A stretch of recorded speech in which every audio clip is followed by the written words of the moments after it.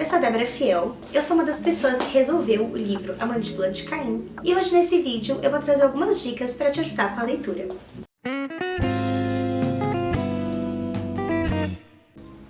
Bom, para começar, o que eu acho que é importante você ter em mãos para conseguir resolver a Mandíbula de Caim? Pode parecer básico, mas lápis e borracha. Você provavelmente vai anotar muitas coisas dos livros, as pistas, o que você está identificando. E muitas vezes você pode anotar alguma coisa e depois mudar de ideia, ver que aquela conclusão que você chegou estava errada. Então, é importante estar a lápis para você poder apagar. Como é um livro que você vai ter que destacar páginas, colocar em ordem diferente e tudo mais, eu acho que facilita muito se você tiver uma versão física. Eu acredito que esse é um estilo de livro que não funciona tão bem em e-book, por exemplo. E também, resolvendo, muitas vezes eu precisei recorrer à versão em inglês para tirar dúvida de algumas passagens, entender melhor algumas pistas. Então, se for possível, eu acredito que ter a versão bilíngue do livro também ajude bastante. E aí, quando você pega esse livro em mãos, você vai começar a ler e talvez dê um certo desespero de, meu Deus, por onde eu começo? A coisa mais importante, eu acredito, na Mandíbula de Caim, é você começar diferenciando os narradores. Então, o livro tem vários narradores diferentes, você precisa identificar corretamente de qual narrador é cada uma das páginas. Então, para isso, eu recomendo que você fique atento a várias coisas, como por exemplo, o gênero do narrador, se existe alguma citação na página ou não, lembrando que nem sempre essa citação vai estar entre aspas ou em itálico, ela pode estar no meio do texto, então se você desconfia um pouco de alguma frase, vale a pena pesquisar. É também importante você ver se existe alguma referência ao local em que esse narrador está, a uma data, a um horário, qualquer coisa que te ajude a identificar quem é que está falando, em que momento, em que situação da história aquilo está acontecendo. Assim que você começar a identificar os narradores, você vai começar a destacar as páginas e montar alguns bloquinhos de papéis de cada um dos narradores. Nesse momento, eu acho que uma ferramenta muito importante é você ter esse tipo de clipes de papel. Se você usar um clipe tradicional, ele talvez não segure muito bem um número grande de páginas. Então eu recomendo que você tenha mais ou menos uns 10 desse clipe disponível para você poder ir juntando as páginas que você acredita que identificou, as páginas que estão sobressalentes e tudo mais. Como eu falei, existem muitas citações, existem muitas informações importantes nas páginas e às vezes é legal que você tenha isso destacado de forma visual. Então eu também achei muito legal ter canetas marca-texto de cores diferentes.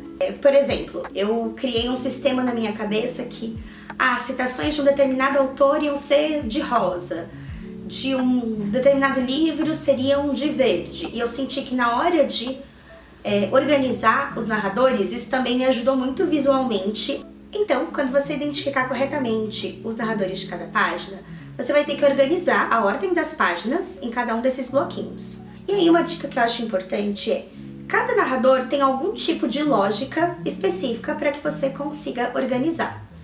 Então vai poder ser uma data, um horário, a própria cena, alguma situação que essa pessoa está vivendo, mas você só vai conseguir realmente colocar na ordem e ter a segurança de que está na ordem correta quando você identificar qual é a lógica de cada um dos narradores.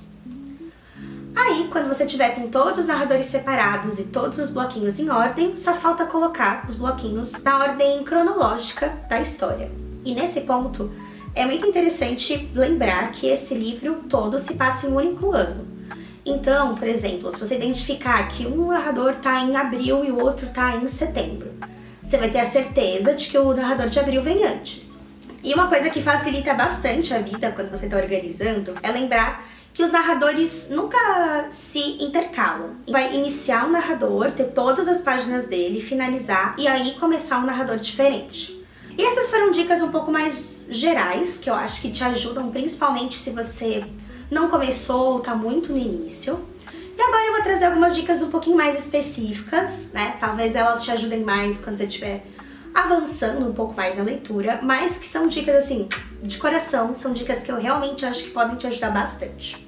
Dica número 1, que levou um tempinho para eu e minha irmã percebermos, é que o mesmo nome ele pode ter várias variações, ele pode ter vários apelidos diferentes e nem todos são muito óbvios. Então eu vou dar aqui um exemplo que não tá no livro, é realmente um exemplo fora, só para vocês entenderem. Em inglês, um dos apelidos para o nome Mary pode ser Polly.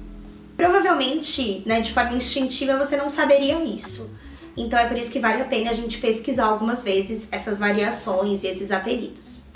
Outra coisa legal da gente levar em consideração é que o autor, Torquemada, escreveu esse livro em 1934. Ou seja, a gente tem que considerar que as fontes que ele tinha quando ele escreveu são as fontes de 1934. Dá um exemplo que a gente já chegou a mencionar no vídeo anterior. Em alguns momentos do livro, você precisa descobrir qual é a data de alguns acontecimentos. E às vezes, se você procura no Google ou na Wikipédia, isso vai te dar uma data que não é a mesma que o livro está considerando. Por quê? Porque o Torquemada não tinha Google, né? Nem Wikipédia, nem nada do tipo. Então, qual que era a fonte que ele usava para extrair essas informações?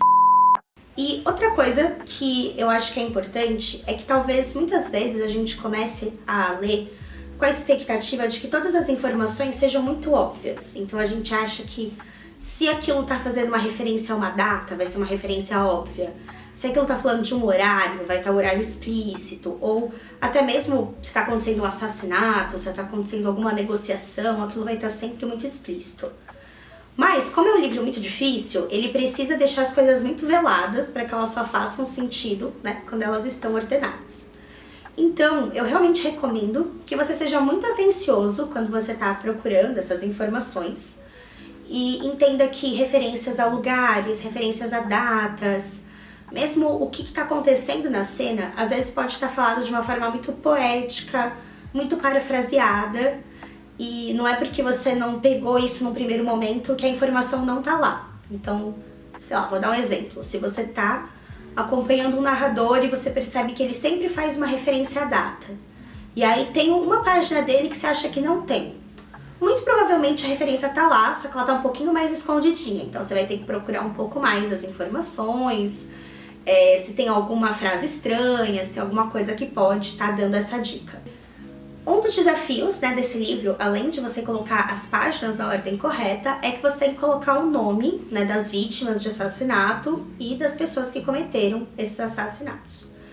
E o nome de boa parte dos personagens, sejam eles narradores, vítimas, não é super explícita.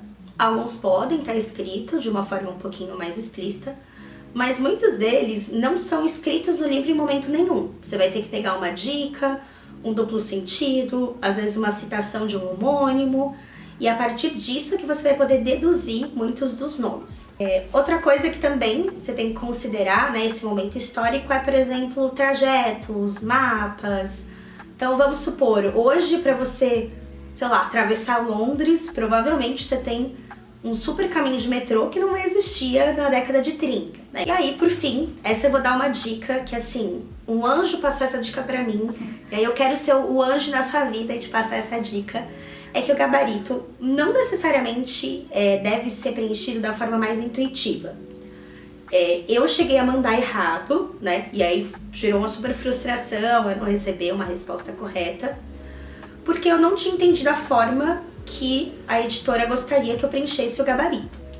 Para mim, o mais intuitivo seria ordenar todas as páginas e aí escrever o número das páginas nessa ordem. Então, por exemplo, vamos supor que a primeira página é a página 100. Na minha cabeça, eu ia colocar o 100 embaixo do número 1. Mas essa não é a forma com que a editora, pelo menos a editora aqui no Brasil, nessa versão, quer que o gabarito seja preenchido. Então, por exemplo, se a página 100 é a primeira, embaixo do 100 você precisa colocar qual é a posição da página 100. Nesse caso, primeiro. Então você coloca o número 1. Outra coisa que também é uma dica que eu acho que pode prevenir um pouco de ansiedade, é que quando eu enviei, foi dito que se não mandasse em 30 dias uma resposta, significava que a resposta estava incorreta. E talvez porque eu tenha mandado, né, numa época em que estava com muita gente tentando resolver, muitas pessoas mandando gabaritos, mas demorou mais de um mês para eu receber a resposta correta. Então, se você mandou, você está muito seguro da sua resposta, você tem muita certeza de que você ordenou, que você fez o gabarito do jeito certo e está demorando um pouquinho mais de 30 dias, tenta não entrar em pânico, espere um tempo a mais e vê se realmente a editora não vai entrar em contato com você. Bom, essas foram algumas das dicas, pelo menos que eu consegui pensar. Se você gostou desse vídeo, se você acha que ele vai te ajudar a desenrolar melhor a resolução de Caim, deixa aqui nos comentários, eu vou ficar muito feliz de saber. Então, esse foi o vídeo de hoje e eu espero que ele tenha ajudado vocês.